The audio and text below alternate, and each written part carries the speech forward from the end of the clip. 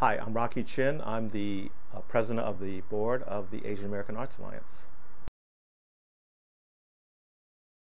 There is a little bit of a backstory history about the Arts Alliance that I think is important to recognize because many of the people involved at that time and even today came out of a very early movement, which we call the beginning of the Asian American movement, where artists were a very important part. And so I think that first period was the founding of the Basement Workshop, which was in 1970, around that time. And it was an incredibly rich and exciting period where people who were artists and some who were not artists felt that they could use their creative voices and talent to help address issues in the community, whether it's discrimination issues or issues about the need for services or advocacy pieces regarding the Vietnam War. So there was a lot of young people particularly coming into the community at the time, and I mean primarily at that time was Chinatown. Later on the community became more diverse, not just Chinese, but that is a very important period. So I worked on Yellow Pearl. That was my first project, and I helped actually conceive that project. It was the first artist-created project in New York City, Asian American artist-created project, and we put it together and submitted it as a proposal to NYSCA, the New York State Council of the Arts, and we got funded. So it was also probably the first funded project like that. What's important to understand is the Basement grew kind of just exponentially after the Yellow Pearl. Basement actually initially, it's a long story, but was a lot of planners, architects. I was a city planner at the time. But what Yellow Pearl did was we brought in a lot of artists and Asian Americans, American-born Asians into the program, and Basement then exponentially grew. So it became a huge organization. There's so many things happening out of the Basement, which today have its roots. So like the Museum of Chinese America, Asian Cinevision. I could go on and on. These all kind of date back to the organizing the Basement Workshop. But it grew very large, and eventually it separated and didn't continue. But I think that initial feeling of collective empowerment, the involvement of artists in the community, all those kind of things were things that people really felt were missing for a period of time from maybe the mid-70s, after Basement kind of like went into a little bit of a hiatus, to the early 80s. And for me, I had been away from New York and came back in 79. And so when I saw there was this hiatus, there wasn't this kind of energy bringing groups together, I got involved in the annual celebration of the Heritage Festival, which initially was Damrosch Park, then moved eventually to Union Square. And I was involved with that for 10 years. But that was important because before there had been no coming together all over the city of Asian American arts groups as well as community-based organizations. So if you look at that festival, you can see it's a unity of those two kind of communities. And we started talking and saying, well, we really need to kind of resurrect something. And NYSCA staff, Barbara Ho, I think, was involved, and other people encouraged us also because of the funding situation that we form an organization like the Arts Alliance. And there are many other people who were involved in the founding, but that was kind of my understanding of how the Arts Alliance got off the ground.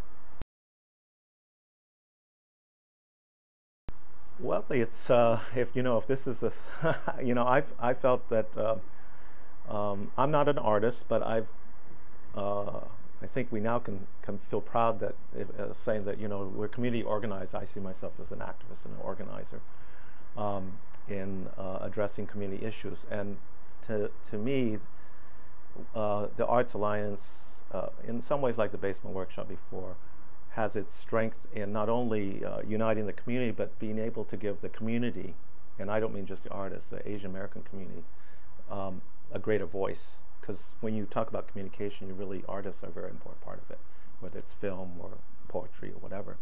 And we recognized that during those early days of the Basement Workshop, but it was kind of missing. And I joined because I wanted to make a difference and to help raise money for this community, which is totally underserved and underserviced.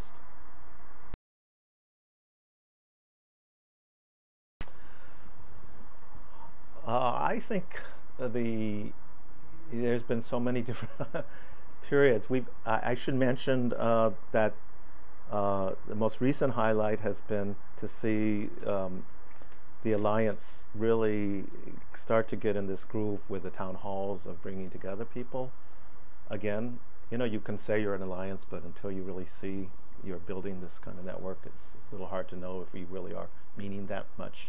And it's hard to do that these days anyway. We're all so busy. And then I think another milestone is just being recognized by all the various civic leaders and elected officials and mainstream organizations and arts groups that we're around. Although the Arts Alliance tends to feel that we're still we don't just feel that, we know that we're very small, and we should actually be much larger, much stronger, better funded.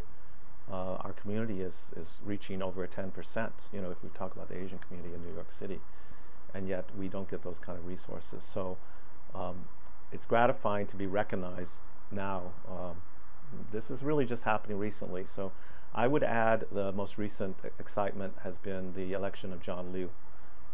He, although a political election, came out of what I consider as the Asian American movement. He has always been supportive of the combination of arts and supportive of the arts. But it's not just he individually, but what that represents, the fact that New York City was able and finally did deliver, and we have a citywide official, is a major step. But we need to, of course, have this reflected in many other areas.